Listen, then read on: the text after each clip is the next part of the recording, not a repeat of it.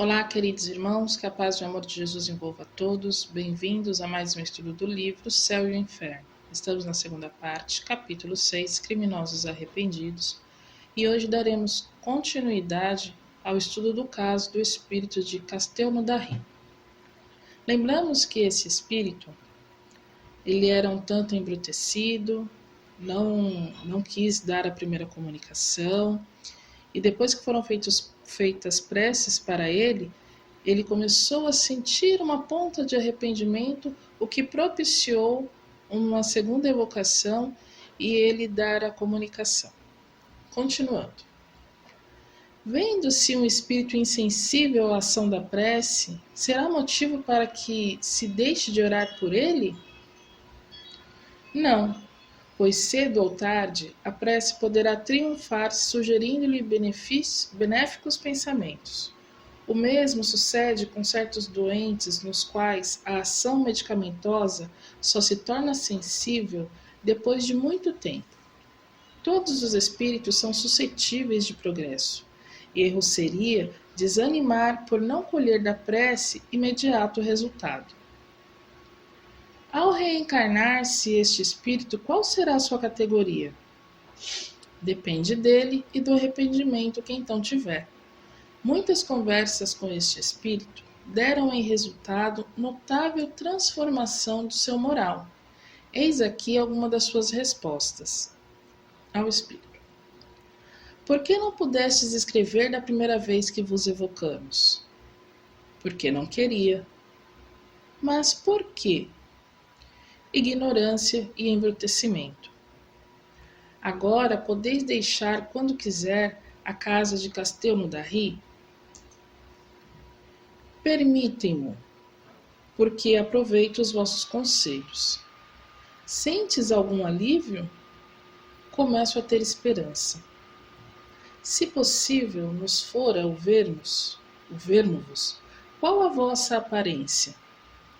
Ver-me-eis com a camisa, mas sem o punhal. Por que não mais com o punhal? Que fim lhe destes? Amaldiçoando-o, Deus arrebatou-mo das vistas. Se o filho do senhor D, o da bofetada, voltasse àquela casa, que lhe faríeis? Nada, porque estou arrependido. E se ele desafiar-se-vos? Não me façais essa pergunta. Eu não me dominaria. Isto está acima das minhas forças. Vês um termo aos vossos padecimentos? Oh, ainda não. É já muito o saber, graças à vossa intercessão, que não serão eternos. Tende a bondade de nos descrever a vossa situação antes de vos evocar-vos pela primeira vez? Já vos disse que nada mais compreendia além do meu crime, e que não podia abandonar a casa em que o cometi, a não ser para vagar no espaço solitário e obscuro. Desde que me alçava ao espaço, era tudo negrume e vácuo. Hoje, o meu remorso é muito maior, e, no entanto, não sou constrangida a permanecer naquela casa fatal, sendo-me permitido vagar sobre a terra e orientar-me pela observação de quanto aí vejo, compreendendo melhor, assim, a enormidade dos meus crimes. E assim aumentam as torturas do remorso. Mas ainda bem que tenho esperança. Durante o vosso longo isolamento, experimentastes algum remorso? Nenhum, e por isso sofri tão longamente. Somente quando senti foi que ele provocou as circunstâncias determinantes da vossa evocação ao meu espírito, para início da libertação. Obrigado, pois, a vós que de mim vos apiedastes e me esclarecestes. Agora é uma nota da Sociedade Espírita de Paris.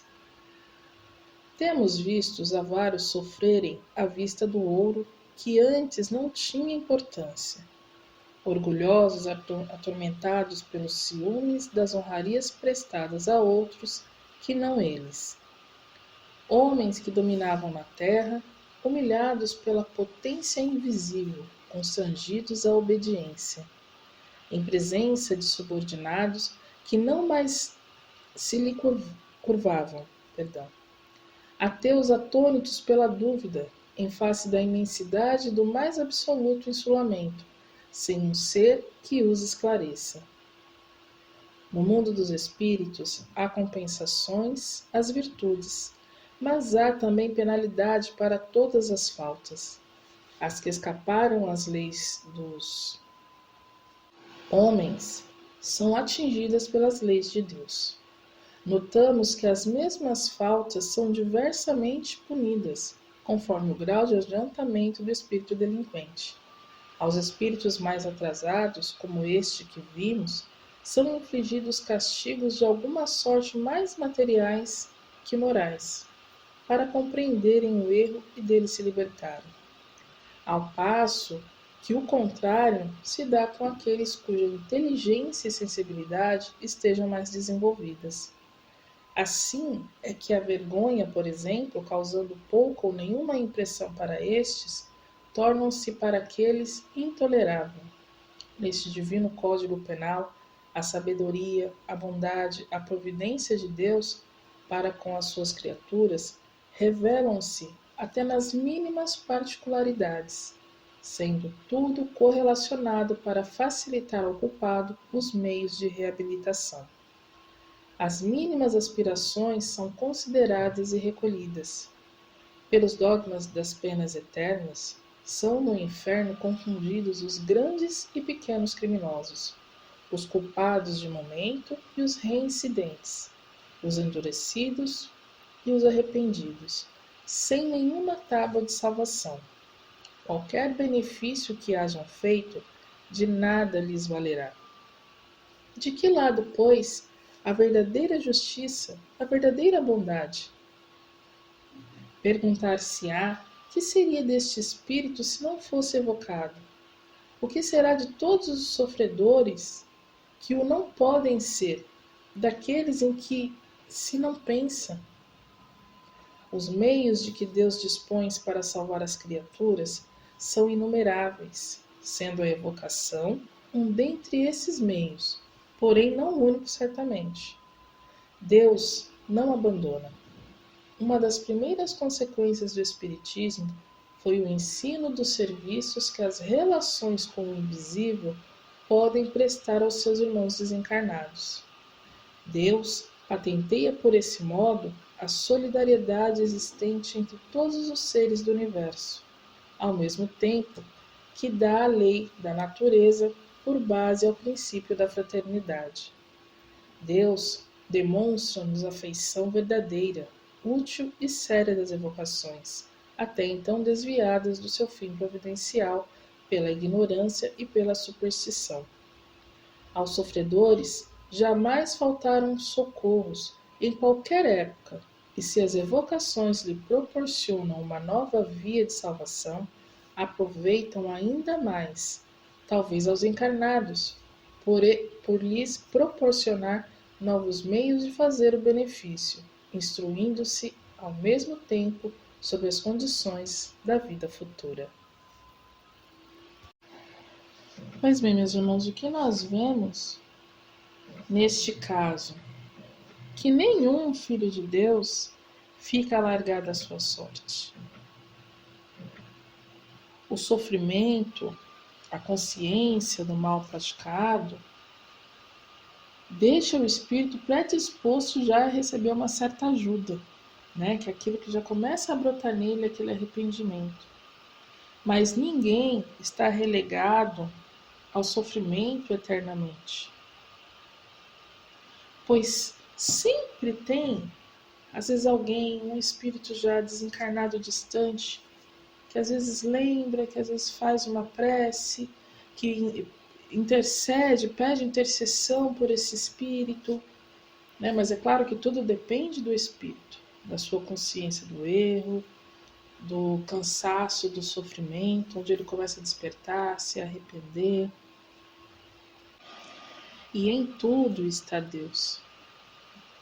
O sofrimento, a função dele é unicamente para nos educar, para que não voltamos mais a errar, para que percebamos o mal que fizemos, as falhas, que cometemos para que a gente possa se corrigir. Então, sempre será educacional. E nisso está o amor de Deus por todos os seus filhos. Este amor que concede a todos nós novas oportunidades para reaprender, para refletir, para trabalhar, para se redimir. E Deus utiliza todos os meios para ajudar seus filhos, seja dentro de um centro espírita, seja dentro de uma casa evangélica, onde for, onde tiver boa intenção em ajudar o próximo, ali a espiritualidade maior se faz presente. E é durante esse intercâmbio, durante as reuniões mediúnicas, em que nós encarnados também vamos aprendendo por ouvir as lições, por ouvir as histórias dos espíritos, e onde a gente também vai se acertando, porque a gente sempre deseja que o outro fique bem. Então ali a gente doa um pouco do nosso amor, a gente doa a esperança, né? A gente doa boas energias. E ali também a gente está aplicando a caridade como Jesus nos ensinou. Por hoje é só, meus irmãos. Até semana que vem com mais uma comunicação dessa parte dos criminosos arrependidos. Que Jesus envolva a todos com muito amor.